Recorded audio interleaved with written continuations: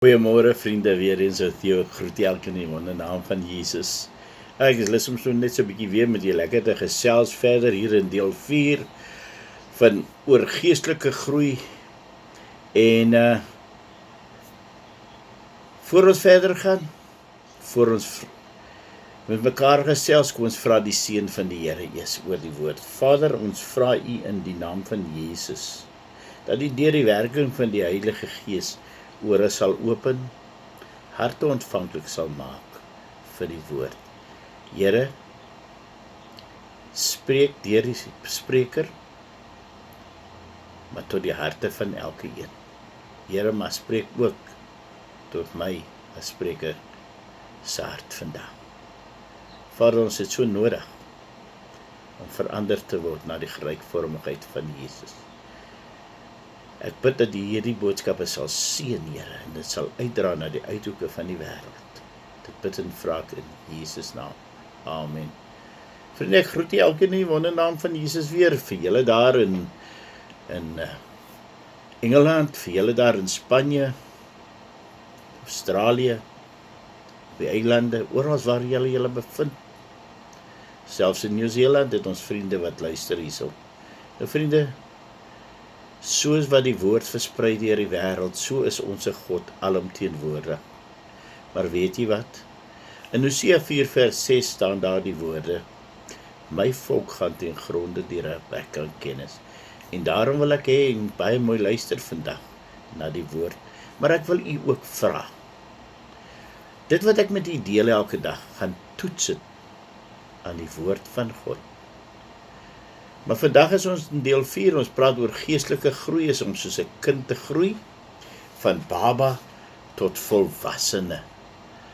Nou vriende, na wedergeboorte, nadat jy vir Jesus aangeneem het, besef jy dat jy het nie kennis van die woord van God nie.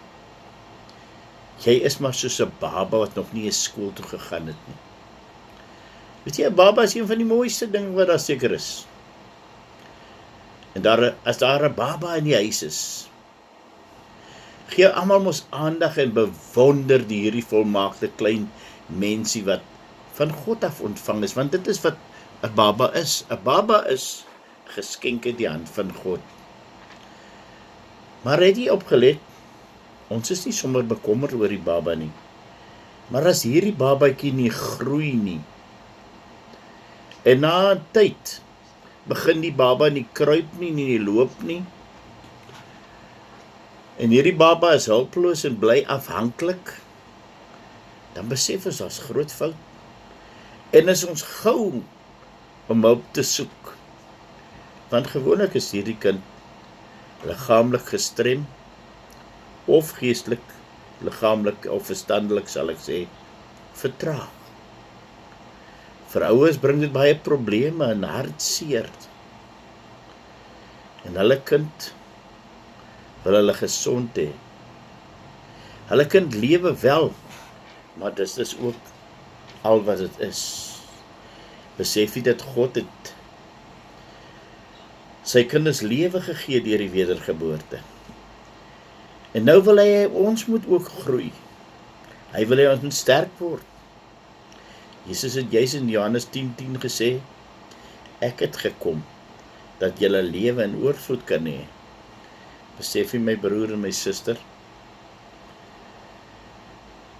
dat baie mense wat gered is, ware kinders van God is, bly egter babas in Jesus.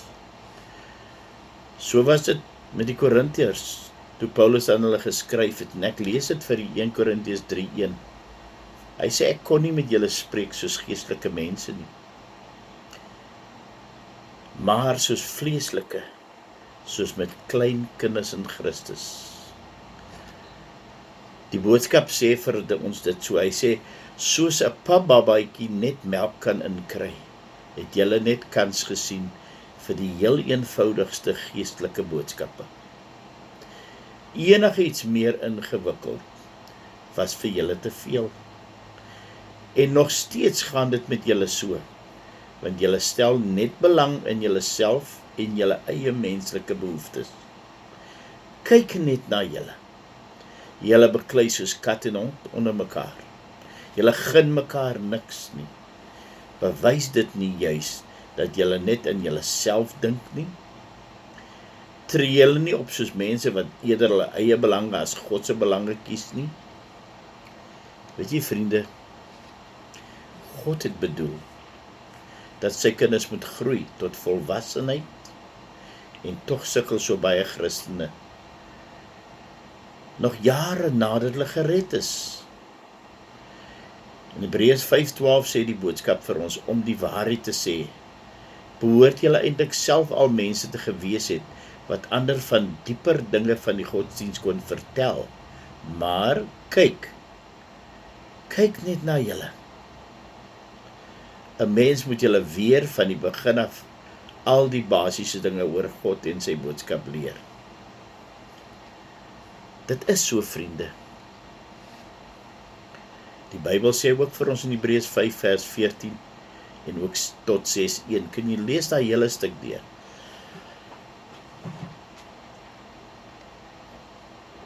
Verskoon my keel is so 'n bietjie droog. Hy sê vaste spyse is vir volwassenes. Vir die wat geestes vermoëns besit deur die gewoonte geoefen, om goed van kwaad te kan onderskei. Daarom moet ons nie bly by die begin nie, maar na volmaaktheid voortgaan. In Efesiërs 4 lees ons hoe ver en tot waar gelowiges opgebou moet word. Tot 'n volwasse man, tot die mate van die volle grootte van Christus. So sê Paulus vir ons dan Efesiërs 4:13. My vriende, dit is 'n baie hoë standaard.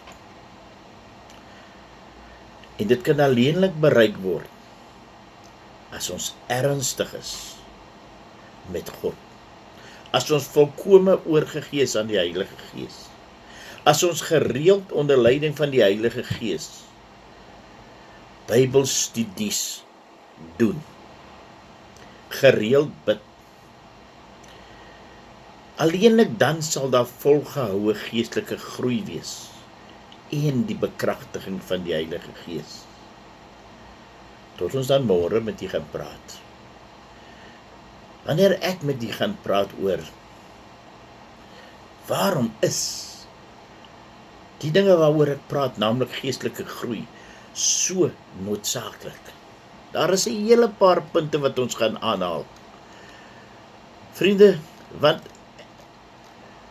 daar is geen vrug sonder geestelike groei nie.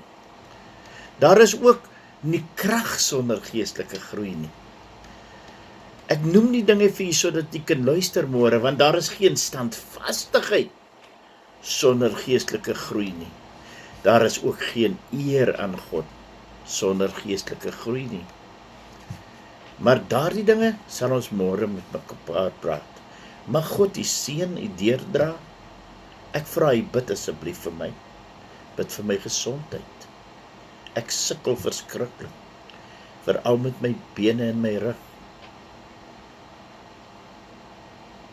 Is juis vanoggend, as jy hierdie boodskap luister, want ek neem hom die vorige dag op, is ek reeds by die dokters om deur die scan te gaan. Vriende, ek bid vir u.